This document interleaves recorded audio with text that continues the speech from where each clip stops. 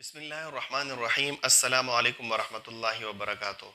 یہ ایک مسلمہ حقیقت ہے کہ قرآن اور حدیث کے صحیح فہم، استنباط اور استدلال، نکات اور غوامض کو سمجھنے کے لیے دیگر علوم عالیہ کی طرح فن منطق اور علم منطق بھی بنیادی اور کلیدی کردار ادا کرتا ہے۔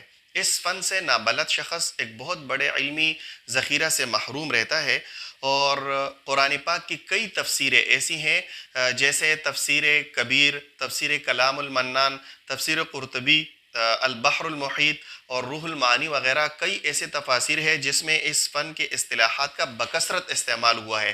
ہمارے اپنے اکابرین کی کتابیں، مولانا اشرف علی تھانوی رحمہ اللہ، قاسم العلوم والخیرات، مولانا قاسم نانوتوی رحمہ اللہ، امام شاہ ولی اللہ، مجدد الافسانی، ان سب کی کتابوں میں اس اصطلاحات کا بکثرت استعمال ہے، اور اس فن کو جانے بغیر ان کی کتابوں کو سمجھنا نہایت دشوار ہے۔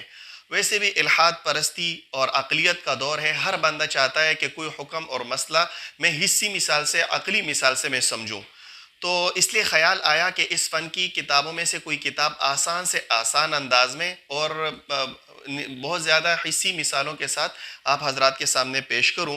اور میری نظر میں اس فن میں سب سے آسان کتاب مرقات ہے، جو اس فن کے لیے نورانی قاعدے کی حیثیت رکھتا ہے۔ تو انشاءاللہ ہم اس کتاب کو شروع کریں گے، اور درسن روزانہ کی بنیاد پر اس کا ایک درس پڑھیں گے۔ کیونکہ مرقات کا انتخاب میں نے اس لیے بھی کیا کہ مرقات رقیہ یرقہ باب سمعہ سے اس میں آلے کا صیغہ ہے، اصل میں مرقیتن تھا۔ مرقات کا معنی اوپر چڑھنے کا آلہ یعنی سیڑھی، اور یہ بھی دیگر علوم تک پہنچنے کے لیے ایک آلہ ہے، ایک سیڑھی کی حیثیت رکھتا ہے۔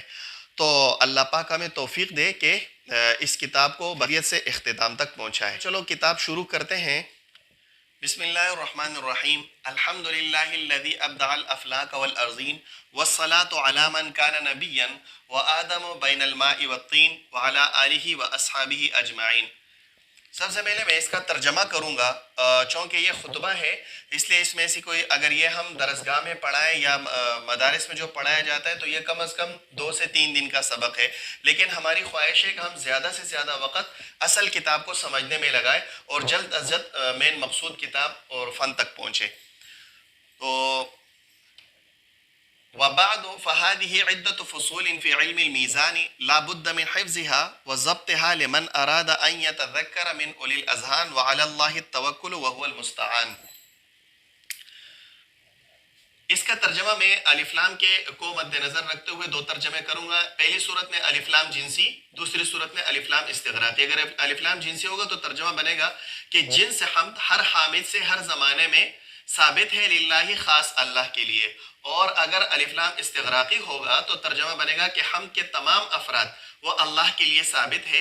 الذی ابدع الافلاک والارضین، وہ ذات جس نے بغیر نمونے کے ابتداءً آسمانوں اور زمینوں کو پیدا کیا، والصلاۃ اور درود و سلام نازل ہو، رحمت کاملہ نازل ہو، علی من اس ذات پر کان نبیا جو نبی تھے، نبی بن چکے تھے، و آدم بین الماء والطین، اور درا حال ہے کہ آدم علیہ السلام ابھی پانی اور مٹی کے درمیان تھے، وعلی آلہ اور آپ صلی اللہ علیہ وسلم کے آل پر، و اصحابی اجمعین اور نبی علیہ السلام کے تمام صحابہ پر۔ اس میں مفردات کی وضاحت کر دیتے ہیں۔ الف لام اس کے تو 4 قسمیں ہیں، الف لام جنسی، استغراقی، عہد خارجی، عہد ذہنی، جو کہ دیگر کتابوں میں انشاءاللہ آپ لوگ پڑھ لو گے۔ حمد کس کو کہتے ہیں؟ حمد کے مقابلے میں پھر شکر آتا ہے، تو یہ ساری چیزیں پھر درسگاہیں پڑھنے کی ہوتی ہے۔ اللہ ہوا علم لذات الواجب الوجود المستجمع لجمیع صفات الکمال، ایک ایسے ذات کا نام ہے جو تمام صفات کمالیہ کا جامع ہے۔ الذی ابدع الافلاک، وہ ذات جس نے ابتداءً پیدا کیا آسمان و زمینوں کو۔ ابدع یبدع ابداعًا، ابدع کا معنی عدم نظیر، اصطلاحی معنی اس کا ہے کہ ابداع اخراج الشیء من العدم الى الوجود من غیر مادۃ، کہ کسی چیز کو بغیر مادہ، بغیر نمونہ، بغیر اور آئیڈیل اور مثال کے کسی چیز کو ابتداءً پیدا کرنا۔ ترجمہ بنے گا کہ اللہ پاک نے آسمانوں اور زمین کو بغیر کسی نمونے کے پیدا کیا، یعنی اس سے پہلے اس کا کوئی آئیڈیل اور مثال موجود نہیں تھا۔ الافلاک والارضین دونوں جمع ہے، افلاک فلک کی جمع ہے، آسمان کو کہتے ہیں، الارضین زمین مراد ہے، ارض کی جمع ہے، زمین کو کہتے ہیں۔ اور یہ جمع اس لیے لایا کہ اس سے مراد 7 زمینوں 7 زمین اور 7 آسمان ہیں، جیسے قرآن پاک میں ہے اللہ الذی خلق 7 سماوات ومن الارض مثلہن۔ اب اس میں پھر فلاسفہ بحث کرتے ہیں کہ 7 زمین اور 7 آسمان ہونے کی کیا کیفیت ہے۔ تو ایک ضعیف قول ہے کہ پہلے زمین ہے، اس کے اوپر آسمان، پھر اس کے اوپر زمین، پھر آسمان، پھر زمین، پھر آسمان، لیکن یہ ضعیف قول ہے۔ اور راجح قول یہ ہے کہ آسمان سارے تہ درتے ہیں ایک دوسرے کے اوپر، اور جو 7 زمین ہے اس سے مراد 7 بر اعظم ہیں۔ والصلاۃ، اور درود و صلاۃ نازل ہو، رحمت کاملہ نازل ہو۔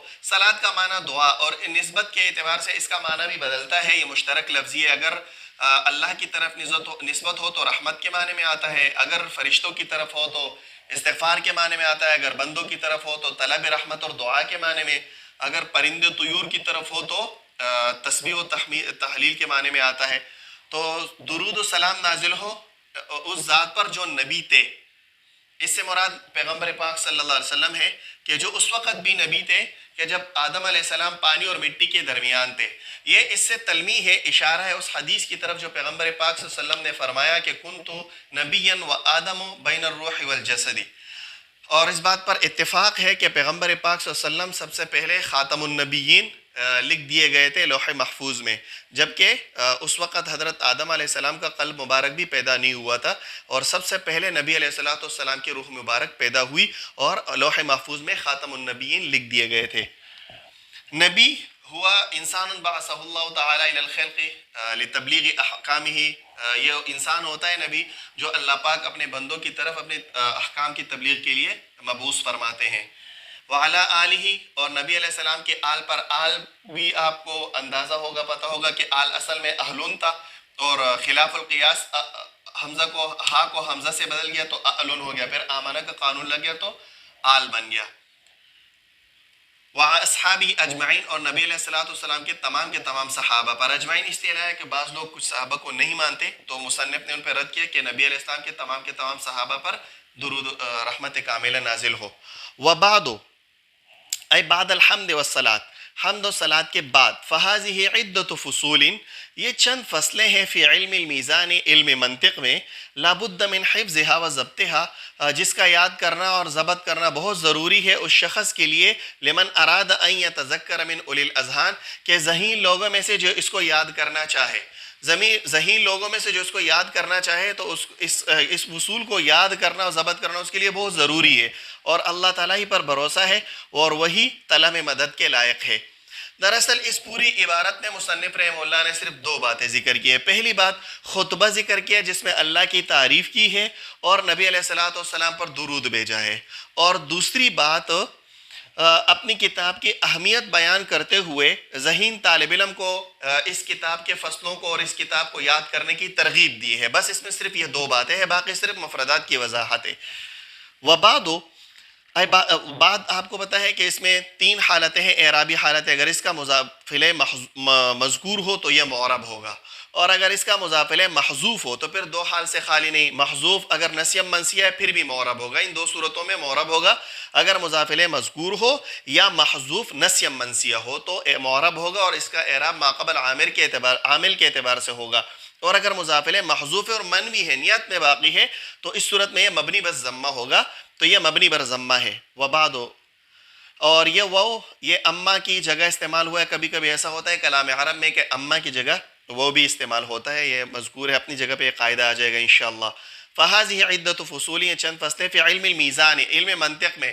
علم منطق کو علم میزان بھی اس لیے کہتے ہیں کہ میزان ترازو کو کہتے ہیں جس سے اشیاء کو تولا جاتا ہے، تو علم منطق کے ذریعے بھی صحیح اور غلط فکروں کو، صحیح اور غلط دلائل کو تولا جاتا ہے، ان کے لیے معیار ہوتا ہے، اور صحیح اور غلط فکروں کو معلوم کیا جاتا ہے۔ ضروری ہے اس کا یاد اور ضبط کرنا اس شخص کے لیے جو چاہے، کہ ذہین لوگوں میں سے جو چاہے کہ اس کو یاد کرے۔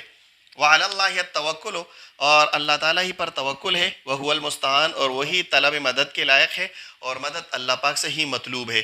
تو یہ تو آسان ہے، اس میں اتنی کوئی خاص بات نہیں ہے۔ انشاءاللہ اگلے درس میں ہم مقدمہ اور پھر آگے فن کی طرف جائیں گے۔